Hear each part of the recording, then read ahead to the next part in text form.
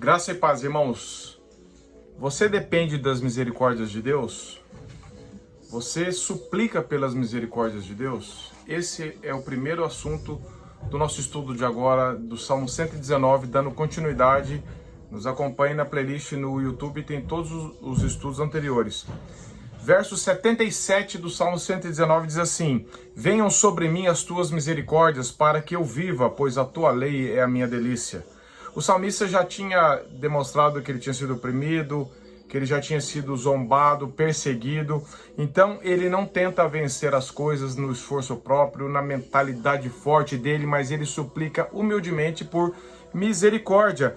Ele já havia declarado que tinha esperança na palavra de Deus. Nós lemos isso nos versos anteriores. Ele sempre declarava, mas o senso de indignidade, de dependência dele diante de Deus era tão grande que ele sempre estava clamando pelas misericórdias de Deus.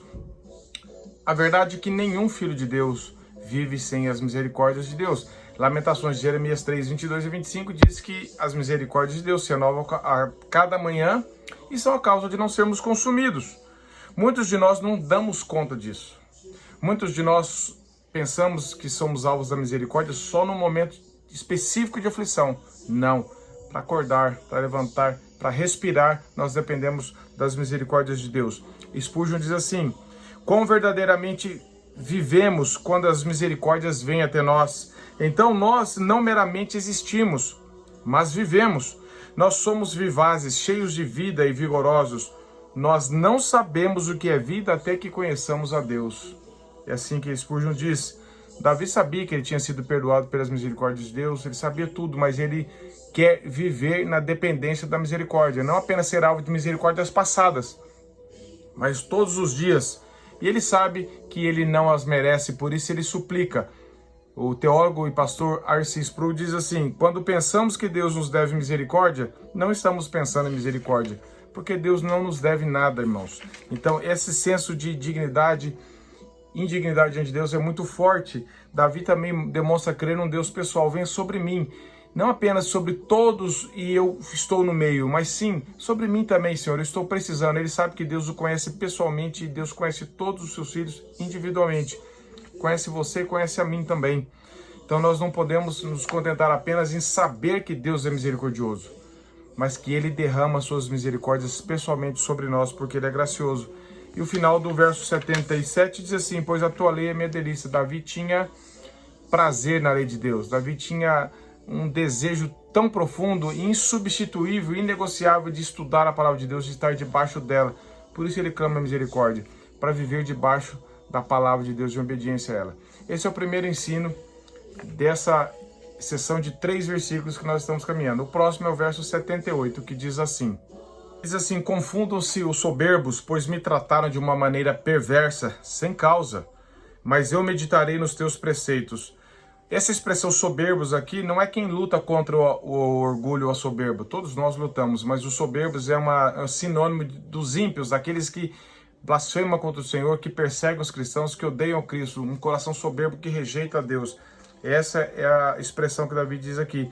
E Davi está dizendo: Senhor, confunda eles, que os planos perversos deles não tenham êxito, não se concretizem, Senhor. Porque Davi sabia que um coração soberbo diante de Deus, Deus rejeita os soberbos.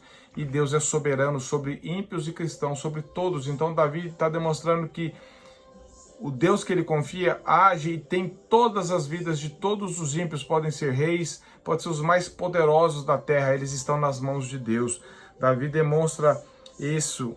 E ele diz aqui: os soberbos, eles trataram de uma maneira perversa. Não apenas me ridicularizavam uma vez ou outra, não apenas me evitaram, mas foram perversos comigo, causaram danos sem motivo.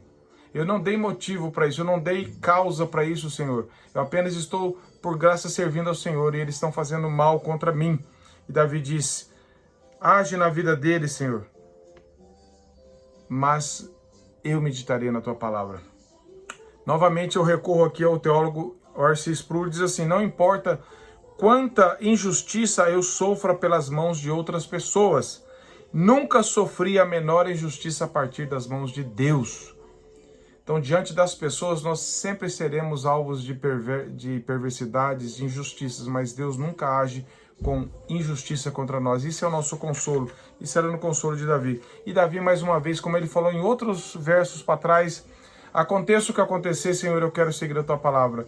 Podem zombar, podem me perseguir, eu estou triste, estou abatido, estou confuso, mas eu quero me voltar para a tua palavra. E ele diz, mas eu meditarei nos teus preceitos. Ou seja, Davi entregou a causa nas mãos de Deus. Davi descansou. Muitas vezes nós oramos e queremos ainda vingar, queremos ainda agir por nossa própria vontade, queremos que as nossas mãos vinguem as pessoas. Davi falou, Senhor, eles estão perversos contra mim, fizeram perversidade sem causa, mas eu não vou vingar, eu vou entregar a causa para o Senhor, e a minha finalidade não é procurar vingá-los de alguma forma, devolver o mal, mas é meditar na tua palavra. Está entregue, isso é confiança, isso é oração, coloquei nas mãos de Deus, Deus é justo. Eu não preciso orar e também agora dar um jeito de vingar. Infelizmente nós fazemos isso e nós aprendemos aqui que Davi realmente deixou a causa nas mãos de Deus porque ele confiava que Deus é justo, poderoso sobre tudo e todos. Quando nós oramos e ainda queremos agir, nós desconfiamos de Deus. Nós achamos que a nossa justiça deve prevalecer e não a de Deus. Isso é um pecado terrível. Deus tenha misericórdia de nós. Seguindo o verso 79 diz assim... 79 diz assim, voltem-se para mim os que te temem e aqueles que têm conhecido os teus testemunhos. É muito precioso isso, porque Davi estava falando no verso passado dos soberbos. Senhor, confunda eles, eu não quero andar com essas pessoas. São perversos que maquinam mal, que odeiam o Senhor, mas eu não preciso e eu não posso andar sozinho. Davi já tinha falado no verso 63 desse salmo o seguinte, companheiro sou de todos os que te temem e guardam a tua palavra. E agora ele demonstra isso, ele está falando, Senhor, volte-se para mim os que te temem e aqueles que têm conhecido os teus testemunhos.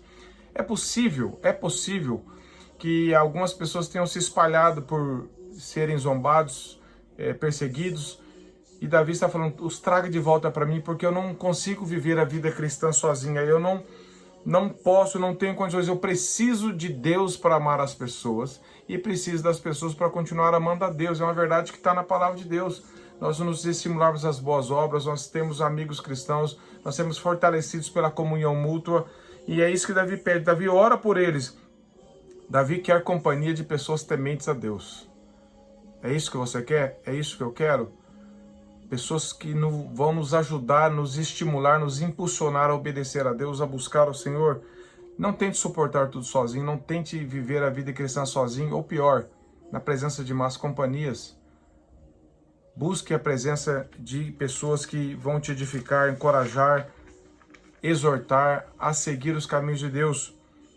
Spurgeon diz assim, Davi não ameaçou dizendo que eles podiam ficar muito bem sem eles, mas ele sentia tão profundamente a importância da simpatia deles que fez uma oração para que o Senhor voltasse os seus corações novamente para ele. Os que são amados de Deus e instruídos na sua palavra são muito preciosos aos seus olhos, e nós devemos fazer o máximo que pudermos para ter um bom relacionamento com eles. É isso que Spurgeon diz. E ele diz, os que te temem e te conhecem. Davi quer andar com pessoas que temem a Deus, que andam nos caminhos de Deus, e para que ele também possa ser estimulado a continuar. E são verdades preciosas para o nosso dia a dia. O Salmo 119 fala da nossa vida e da nossa dependência com Deus. Que Deus nos abençoe, que o Espírito Santo realize essa obra, nos leve a um temor ao Senhor e nos ajude compartilhando essa mensagem, comentando se ela te edificou, para que outras pessoas também tenham acesso a ela. E até o próximo estudo, se Deus permitir.